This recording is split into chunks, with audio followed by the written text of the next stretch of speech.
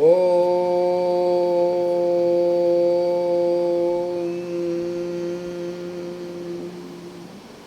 श्री हनुमते नमः।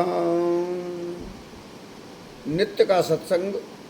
आज की जिज्ञासा सम्माननीय श्री सुनील करकरे जी,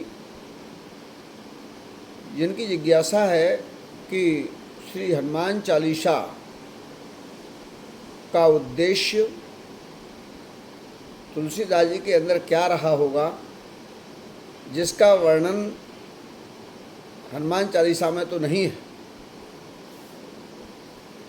वास्तव में किसी चीज़ का संदर्भ अगर कहीं नहीं मिलता तो उसके स्वरूप में ही उसके संदर्भ को देखना चाहिए और खोजना चाहिए। तुलसीदास जी महाराज ने यह देखा कि कलिकाल का युग बहुत अधिक विस्तृत अध्ययन करने का युग नहीं है। जैसे जैसे सभी युगों की जो काल गणना है वो कम होती चली गई। सतयुग से कम कालखंड त्रेता का, त्रेता से कालखंड द्वापर का कम, और द्वापर से भी कम कालखंड कलयुग का है। इसी तरह मानव जीवन की आयु कम होती चली गई। इसी तरह सोच और विचारों का जो साहित्य हमारा पहले से पूर्व से है कितना विशाल है, कितने बड़े बड़े हमारे वेद हैं। पहले एक ही वेद था, फिर उसके कैसे भाग करके 4 भाग किए गए। हमारे 6 शास्त्र हैं, पुराण हैं, गीता, रामायण, ये सब जो है बड़े विस्तृत हैं। लेकिन मनुष्य के पास समय तो कम हो गया है, इसलिए कम समय में अधिक से अधिक, जैसे आयुर्वेद का पहले अधिक प्रचलन था, आदमी के पास उतना आहार ग्रहण करने की क्षमता नहीं है कि एक पाव तो केवल चूरन चटनी खा जाए, वो तो 2 रोटी खाने लगा। अर्थात कहने का आशय ये है, इसी प्रकार से हमारे यहाँ रस रसायन की विद्या का प्रयोग होना शुरू हुआ है। सूत्र और सिद्धांतों की बात होना शुरू हो गई। उस आध्यात्मिक विज्ञान के सूक्ष्मतम ज्ञान में जाने की बात हो गई। संत तुलसीदास जी महाराज ने यही किया कि मनुष्य इतना धर्म ग्रंथों का, 18 पुराणों का अध्ययन नहीं कर सकता, उनमें से जो सार रूप है उसको ग्रहण नहीं कर सकता।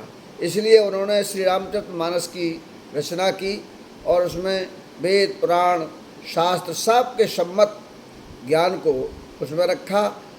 फिर उन्होंने देखा ये रामचरितमानस को भी लोग इतना नहीं समझ पाएंगे, और उनको जीवन में भगवान श्री हनुमान जी संसार के कलयुग के देवता है, और कलयुग में उनका लाभ कैसे मिलेगा, ऐसा कोई सरलतम उपाय बताना चाहिए। ऐसे संत और महात्मा अवतारी होते हैं, उनके अंदर ही समाज कल्याण की विचारधारा आती है। तब समाज कल्याण के लिए संत तुलसीदास जी ने हनुमान चालीसा की वह रचना की है जो सार का भी सार है, रसों का भी रस है, प्राणों में भी प्राण है।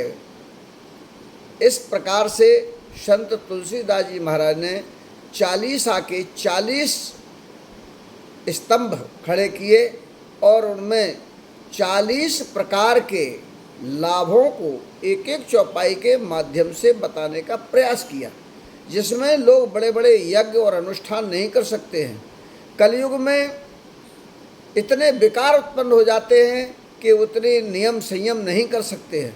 तब छोटे छोटे से सूत्रों के माध्यम से कैसे लोगों को लाभ मिलेगा, चाहे वह दैविक हो, चाहे दैहिक हो, चाहे भौतिक हो, तीनों प्रकार के लाभ और मनोवांछित फलों की प्राप्ति के लिए हनुमान चालीसा में सूत्र और सिद्धांतों का वर्णन बड़े सरलता से, सहजता से कर दिया है।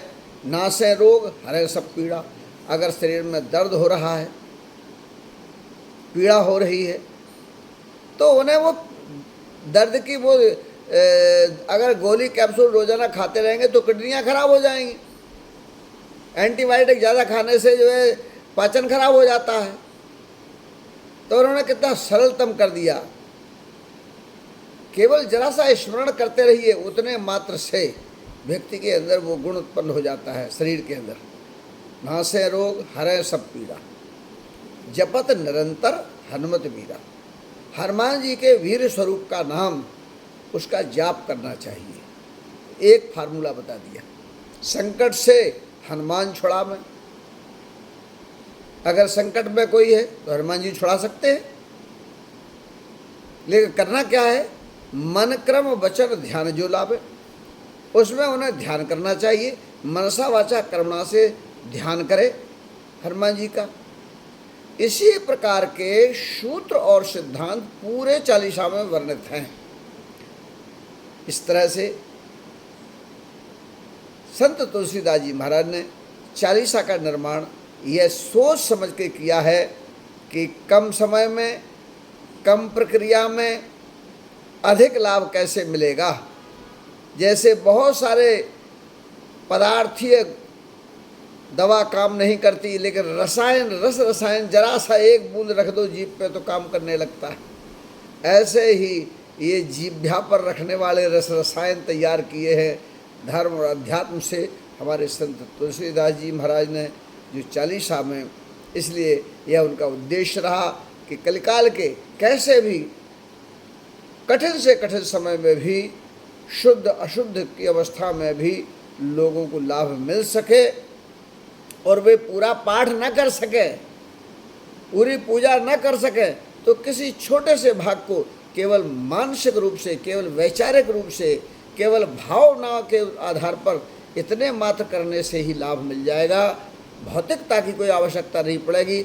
ऐसे आध्यात्मिक सार के रूप में चालीसा का निर्माण किया है। यही उनका मुख्य उद्देश्य रहा, समाज कल्याण, जैसा कि संतों का उद्देश्य होता है जन कल्याण जो है।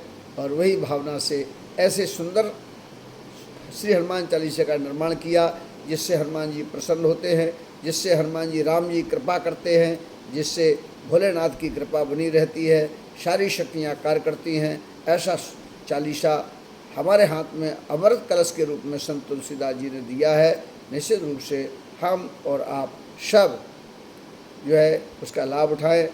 सम्माननीय श्री करकरे जी ने यह भाव उत्पन्न करने के लिए जो जिज्ञासा रखी, मैं साधुवाद देता हूँ, शुभकामनाएं देता हूँ।